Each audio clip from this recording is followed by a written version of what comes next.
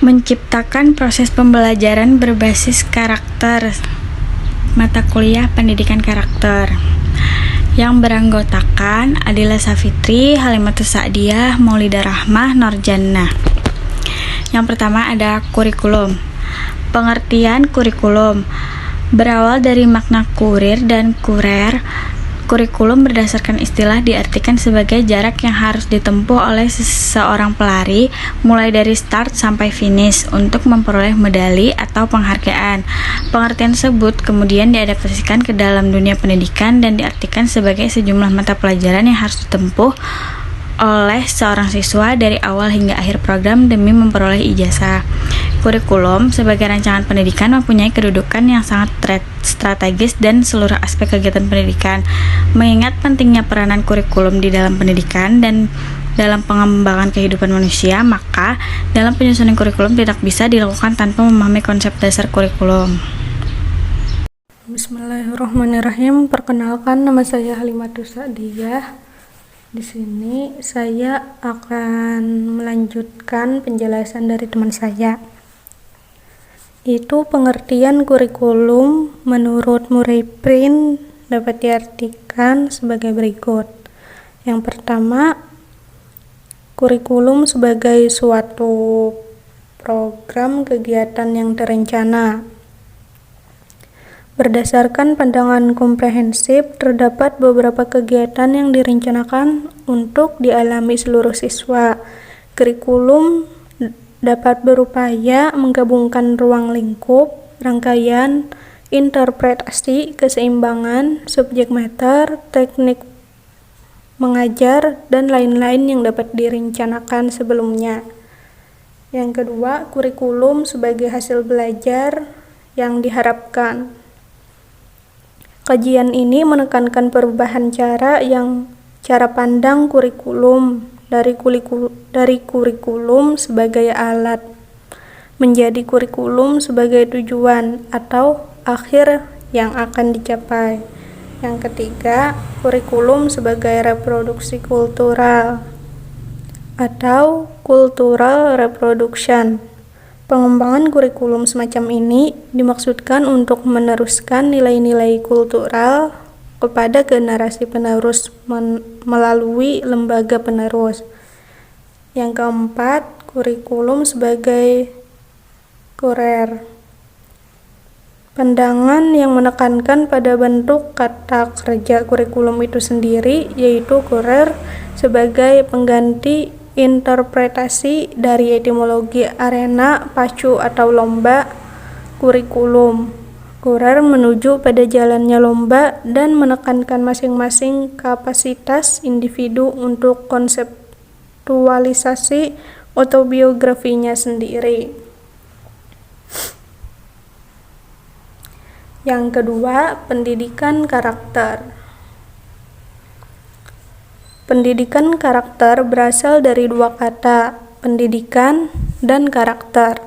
Menurut beberapa ahli, kata pendidikan mempunyai definisi yang berbeda-beda, tergantung pada sudut pandang, paradigma, metodologi, dan disiplin keilmuan yang digunakan.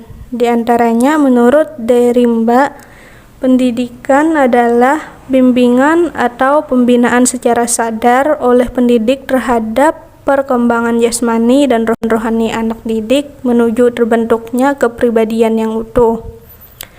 Dalam Undang-Undang Nomor 20 Tahun 2003 tentang Sistem Pendidikan Nasional, dalam Pasal 1 Ayat 1 disebutkan bahwa pendidikan adalah usaha sadar dan terencana untuk mewujudkan suasana belajar dan proses pembelajaran agar anak didik secara aktif mengembangkan potensi dirinya untuk memiliki kekuatan spiritual keagamaan, pengendalian diri, kepribadian, kecerdasan, akhlak mulia, serta keterampilan yang diperlukan dirinya, masyarakat, bangsa, dan negara. Sedangkan istilah karakter secara harfiah berasal dari bahasa Latin, yaitu karakter, yang antara lain berarti watak, tabiat, sifat-sifat kejiwaan, budi pekerti, kepribadian, atau akhlak. Sedangkan secara istilah, Karakter dapat diartikan sebagai sifat manusia pada umumnya, di mana manusia mempunyai banyak sifat yang tergantung dari faktor kehidupannya sendiri. Karakter adalah sifat kejiwaan, akhlak, atau budi pekerti yang menjadi ciri khas seseorang atau sekelompok orang. Karakter juga bisa diartikan sikap, tabiat, akhlak, kepribadian yang stabil dengan hasil proses konsolidasi secara progresif dan dinamis. Selanjutnya akan dijelaskan oleh teman saya. Baiklah, selanjutnya di sini menurutkan pendidikan karakter adalah proses kegiatan yang dilakukan dengan segala daya dan upaya secara sadar dan terencana untuk mengarahkan anak didik. Pendidikan karakter juga merupakan proses kegiatan yang mengarah pada peningkatan kualitas pendidikan dan pengembangan budi harmoni yang selalu mengajarkan, membimbing, dan membina setiap manusia untuk memiliki kompetensi intelektual, karakter, dan keterampilan menarik. Nilai-nilai pendidikan karakter yang dapat dihayati dalam penilaian ini adalah religius, nasionalis, cerdas, tanggung jawab, disiplin, mandiri, jujur, dan arif, hormat dan santun, dermawan, suka menolong, gotong royong, percaya diri, kerja keras, tangguh, kreatif, kepemimpinan demokratis, rendah hati, toleransi, solidaritas, serta peduli.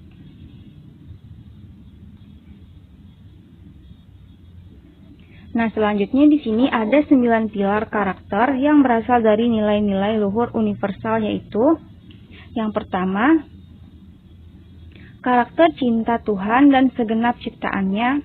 Yang kedua, kemandirian dan tanggung jawab. Yang ketiga, kejujuran atau amanah, diplomatis.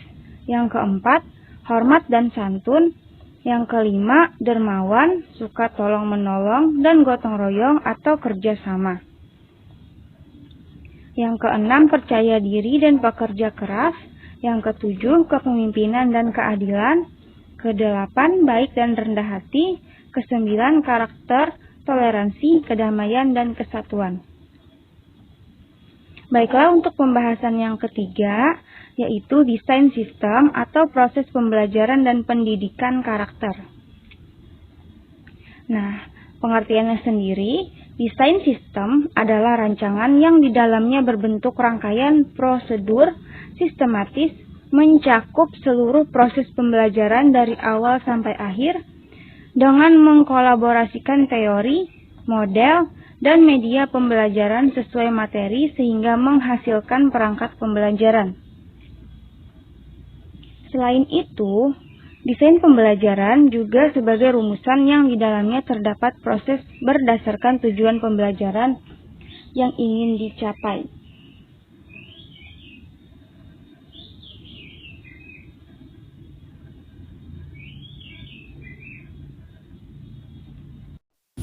Baiklah, selanjutnya desain sistem atau proses pembelajaran dan pendidikan karakter.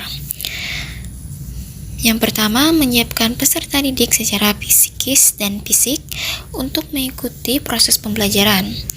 Yang kedua, mengajukan pertanyaan-pertanyaan yang mengaitkan pengetahuan sebelumnya dengan materi yang akan dipelajari atau yang sering disebut dengan apersepsi.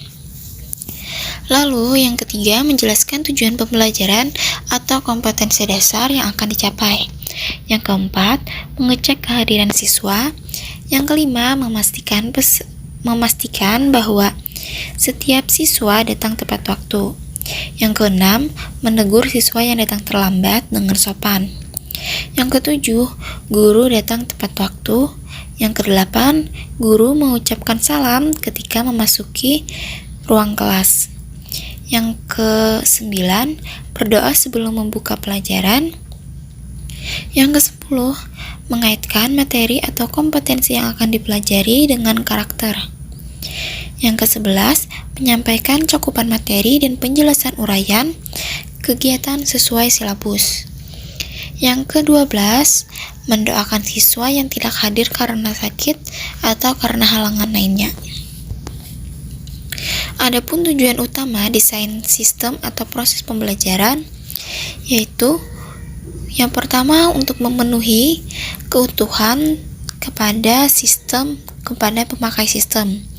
Lalu yang kedua, untuk memberikan gambaran yang jelas dan rancangan bangun yang lengkap kepada pemrogram komputer. Komponen desain pembelajaran. Sistem pembelajaran merupakan satu kesatuan dari beberapa komponen pembelajaran yang saling berinteraksi, interrelasi, dan interdependensi dalam mencapai tujuan pembelajaran yang telah ditetapkan. Komponen pembelajaran meliputi peserta didik, pendidik, kurikulum, bahan ajar, media pembelajaran, sumber belajar, proses pembelajaran, fasilitas, lingkungan, dan tujuan. Komponen-komponen tersebut hendaknya dipersiapkan atau dirancang, didesain sesuai dengan program pembelajaran yang akan dikembangkan. Mungkin itu saja penjelasan dari kami. Terima kasih. Wassalamualaikum warahmatullahi wabarakatuh.